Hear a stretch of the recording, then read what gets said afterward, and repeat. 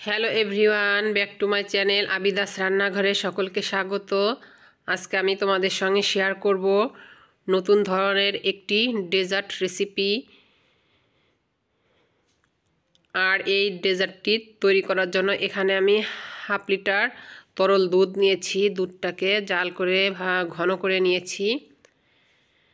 আর কিছুটা দুধ একটা বাটিতে তুলে নিয়েছি। এখন এর ভিতরে আমি অ্যাড করে দিচ্ছি 1/3 কাপ কর্নফ্লাওয়ার। কর্নফ্লাওয়ারটা দিয়ে দুধের সঙ্গে নেড়েচেড়ে ভালোভাবে মিশিয়ে নিতে হবে। এই তো আমার কর্নফ্লাওয়ার দুধের সঙ্গে ভালোভাবে মিশে গিয়েছে। আর এদিকে আমি যে বাকি দুধটুকু রয়েছে পাতিলে, সেটিকে এখন জাল দিয়ে ঘন করে নিয়েছি। আর এর ভিতরে আমি কর্নফ্লাওয়ার মিশ্রণের দুধটুকু ঢেলে দিচ্ছি। এখন আমার গ্যাসটি বন্ধ আছে। আর এই কর্নফ্লাওয়ার মিশ্রণের দুধটুকু ঢেলে দিয়ে গ্যাসটাকে অন করে এটিকে আমি অনবরত নাড়তে থাকব।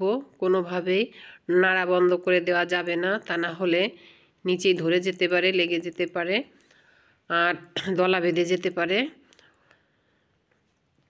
আর এখানে আমি 1/4 কাপ চিনি দিয়ে দিয়েছি। চিনিটা স্বাদ অনুযায়ী দিতে হবে, যে যেমন মিষ্টি খান। আর আমি যেমন মিষ্টি খাই তেমনটাই চিনি অ্যাড করে দিলাম। চিনিটা দিয়ে দুধটাকে ভালোভাবে নেড়ে চেড়ে নিচ্ছি। এভাবে 3 থেকে 4 মিনিট নাড়লেই আমার এই দুধের মিশ্রণটি একবারে ঘন হয়ে আসবে। এই তো দেখেন ঘন হয়ে আসছে। এখন আমি আরও কিছুক্ষণ নেড়ে নিচ্ছি। আর আমি দেখিয়ে দিচ্ছি কতটা ঘন হয়েছে বা করতে হবে। এই তো এখন গ্যাস ওভেনটা আমি বন্ধ করে দিয়েছি। আরও কিছুক্ষণ নেড়ে নিচ্ছি। আর এটিকে ট্রান্সফার করার জন্য আমি এখানে 4টি কাচের গ্লাস নিয়েছি। আপনারা ইচ্ছা করলে কাচের বাটিও নিতে পারেন। আর এখন আমি এই 4টি গ্লাসে সমানভাবে এই দুধের মিশ্রণের ব্যাটারটি ঢেলে দেব। আর এই ডেজার্টটি এতটাই খেতে স্বাদ হয়, যাকে আপনি একবার বানিয়ে খাওয়াবেন সে দ্বিতীয়বার আপনার কাছে রিকোয়েস্ট করবে এটি বানিয়ে খাওয়ানোর জন্য।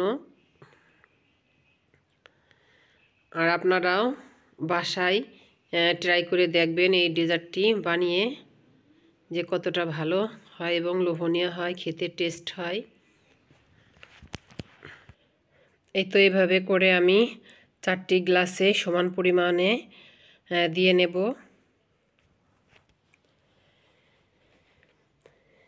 আর এই ডেজার্টটি বানানো একবারেই সহজ।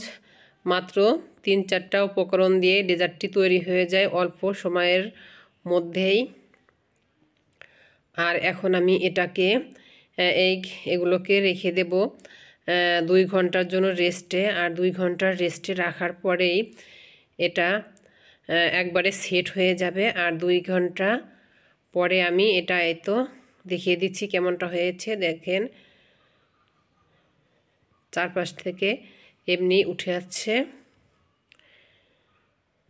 এটাকে আমি এখন মোল্ড আউট করে নিচ্ছি একটি প্লেটে। এই তো সবগুলোই আমি মোল্ড আউট করে নিয়েছি। আর এখন এই ডেজার্টগুলোকে আমি এই তো যে চীনাবাদাম থাকে সেই চীনাবাদামগুলোকে একটু গুঁড়ো করে নিয়েছি। এখন এর ভিতরে আমি কোট করে নেব ডেজার্টগুলোকে। 4 সাইড করে এভাবে ঘুরিয়ে ঘুরিয়ে কোট করে নিচ্ছি। এই তো একটি ডেজার্ট আমার কোট করা হয়ে গিয়েছে। এভাবে সবগুলো ডেজার্টটি আমি কোট করে নেব।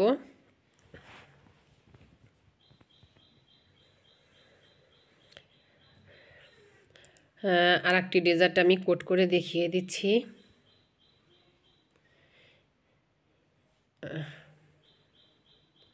এই কাজটি আলতো হাতেই ধরে করতে হবে, বেশি জোরে চাপ দেওয়া যাবে না, তাহলে ডেজার্টটি ভেঙে যাবে।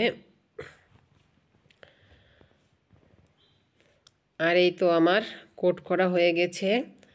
এখন আমি আর একটু সুস্বাদু ও লোভনীয় করার জন্য উপরে দিয়ে চকলেট গার্নিশ করে দেব।